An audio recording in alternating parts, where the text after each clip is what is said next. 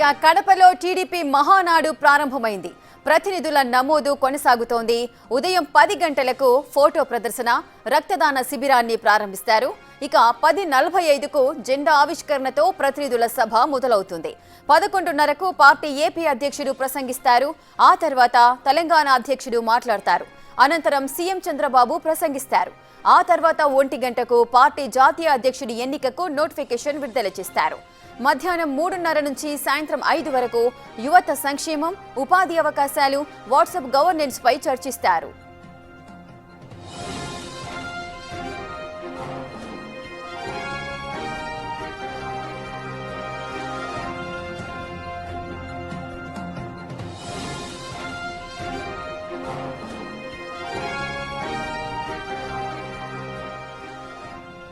కడపలో టీడీపీ మహానాడు ప్రారంభమైంది. ప్రతినిధుల నమోదు ప్రక్రియ కూడా కొనసాగుతోంది. ఉదయం 10 గంటలకు ఫోటో ప్రదర్శన ఉంటుంది. అలాగే రక్తదాన శిబిరాన్ని కూడా ప్రారంభిస్తారు.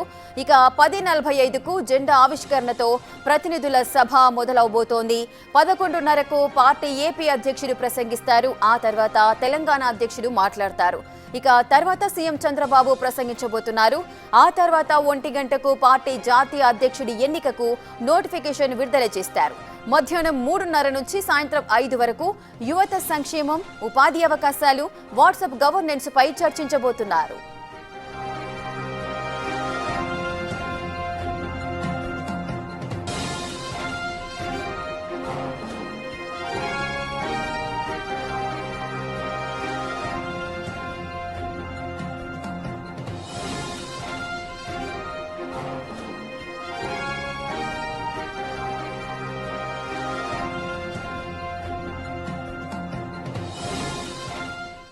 రైట్ కడపలో టీడీపీ మహానాడు ప్రారంభమైంది. మహానాడుకు సంబంధించిన పూర్తి డీటెయిల్స్ మహానాడు సభా ప్రాంగణం నుంచి మా అసోసియేట్ ఇన్పుట్ ఎడిటర్ గణేష్ అందిస్తారు.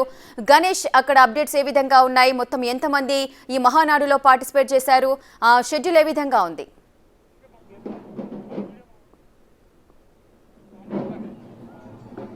ప్రతికూల వాతావరణంలో సైతం మహానాడు చాలా దిగ్విజయంగా కొనసాగుతుంది. ఉదయం కొద్దిసేపటి క్రితం, అరగంట క్రితం ప్రతినిధుల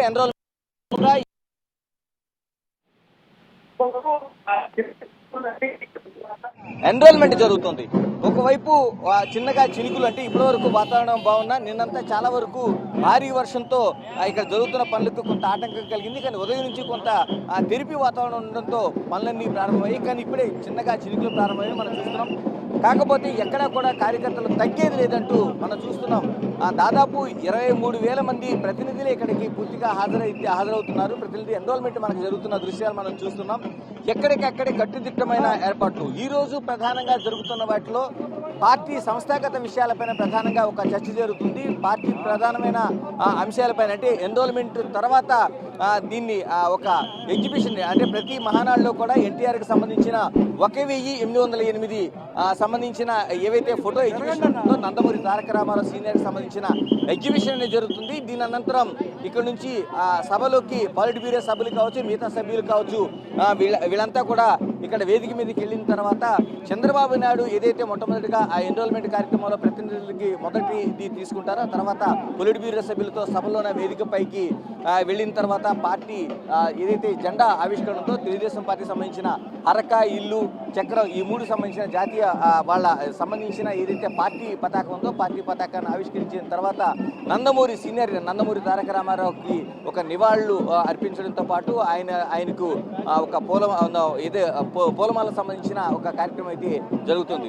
టోటల్గా ఇది జరిగిన తర్వాత ఒక షెడ్యూల్ అనేది నిర్ణయించారంటే ఎవరెవరు ఎంతసేపు మాట్లాడాలనేది ప్రధానంగా ముందుగా చంద్రబాబు నాయుడు ఉదయం 11:50 నుంచి 12:45 వరకు, అంటే 55 నిమిషాల పాటు ఆయన ముఖ్యమంత్రిగా, మరోవైపు పార్టీకి అధ్యక్షుడిగా ఆయన ప్రసంగం కొనసాగుతుంది. అంతకు ముందుగా రాష్ట్ర అధ్యక్షుడు శ్రీనివాసరావు ప్రసంగం చేస్తారు.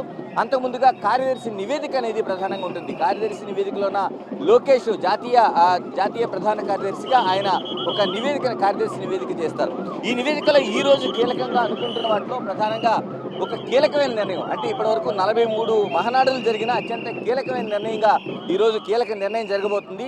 పార్టీకి జాతీయ ప్రధాన కార్యదర్శిగా ఉన్న లోకేష్ ఇప్పుడు ఒక వర్కింగ్ ప్రెసిడెంట్గా ఆయన ఈరోజు ఎన్నుకునే కార్యక్రమం జరుగుతుందని చెప్తున్నారు. ఎందుకంటే 1 గంట ప్రాంతంలోన అధ్యక్షుడికి సంబంధించిన నోటిఫికేషన్ అనేది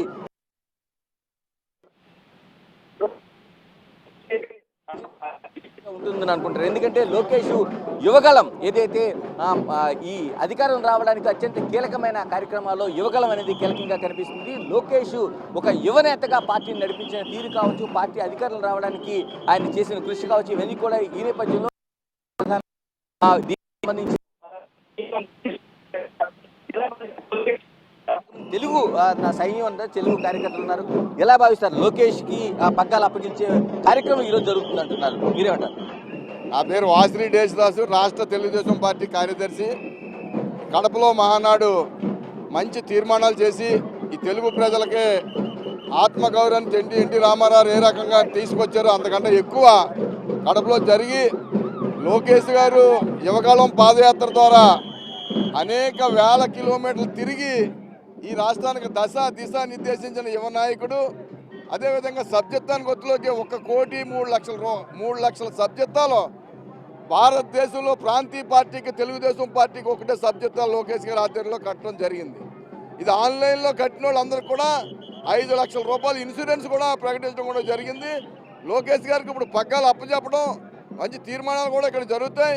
ఈ కడపలో మహానాడు ఈ రాష్ట్రానికి దిశ నిర్దేశించి రాబోయే కాలంలో వైసీపీ పార్టీని కడప నుంచే కోకెట వేళ్ళలో తవ్వి బంగాళాఖాతంలో కలిపేయడం ఖాయం ఈ రాష్ట్ర ప్రజలందరూ అని చెప్పి సందర్భంగా లోకేష్ కి పగ్గాలు అప్పగించే కార్యక్రమం అంటున్నారు. ఎందుకంటే ఇప్పటి వరకు లోకేష్ యువగలం చూసాం, పార్టీని అధికారంలో తీసుకురావడానికి ఆయన వంతు కృషి చూశారు, ఆయన వెంట యువత నడిచింది. ఇప్పుడు లోకేష్ కి వర్కింగ్ ప్రెసిడెంట్ గా ఈ మహాసభలో పెట్టాలని ఒక ఆలోచన అయితే కనిపిస్తుంది.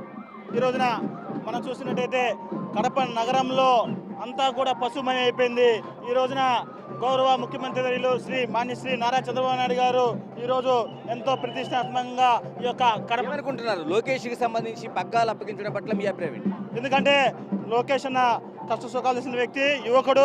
ఖచ్చితంగా లోకేష్కి ఈ యొక్క పగ్గాలు అప్పచెప్పి ఈ యొక్క పార్టీని ఇంకా బలోపేతం చేసే దిశగా ముందుకు సాగాలని మనసారా కోరుకుంటున్నాను. ఎందుకంటే మంగళగిరి నుంచి కూడా చాలా మంది కనిపిస్తున్నారు. మంగళగిరి నుంచి వచ్చిన కార్యకర్తలు మీ నియోజకవర్గం ఎమ్మెల్యేగా ఒక యువ నాయకుడిగా తెలుగుదేశం పార్టీలో ఒక కీలకమైన బాధ్యతలు ఇప్పటివరకు జాతీయ ప్రధాన కార్యదర్శి ఉన్న లోకేష్ కు వర్కింగ్ కమిటీ ప్రెసిడెంట్ గా అంటే చంద్రబాబు నాయుడు తర్వాత ఆ స్థానంలో పార్టీ కార్యకర్తలను చూసుకునే ఒక కీలకమైన బాధ్యత ఈ మహానాడులో రాబోతుందంటారు, మీరేమంటారు? ఇప్పుడు గతంలో జరిగిన 2024 ఎన్నికలకి మా యువనేత నారా లోకేష్ మంగళగిరి కాన్స్టిట్యున్సీ నుంచి భారీ మెజార్టీతో గెలిచారు. యువనేత నారా లోకేష్ భుజస్కంధాల మీద రెక్కల మీద పాదయాత్ర చేసి కూటమి ప్రభుత్వాన్ని అధికారంలో తేవడంలో రాష్ట్రం మొత్తం యువతని బలోపేతం చేయడంలో చాలా కృషి చేశాడు. ఆయనకు వర్కింగ్ ప్రెసిడెంట్ ఇచ్చినందుకు మేము చాలా ధన్యవాదాలు తెలుపుతున్నాం. కాబోయే తరానికి కాబోయే ముఖ్యమంత్రి నారా లోకేష్ బాబు గారు మంగళగిరి కాన్స్టిట్యున్సీ నుంచి భారీ ఎత్తున కార్యకర్తలు, నాయకులు నారా లోకేష్ గారికి సంఘీభావంగా ఈరోజు మహానాడు కడప మహానాడికి భారీగా తరలి రావడం జరిగింది. అంటే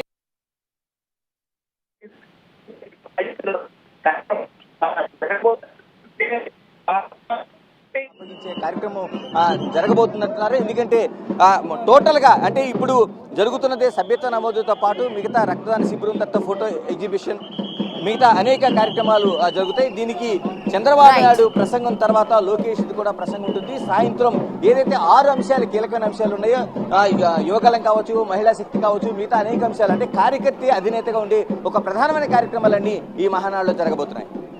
right, thank you Ganesh, thanks for the details.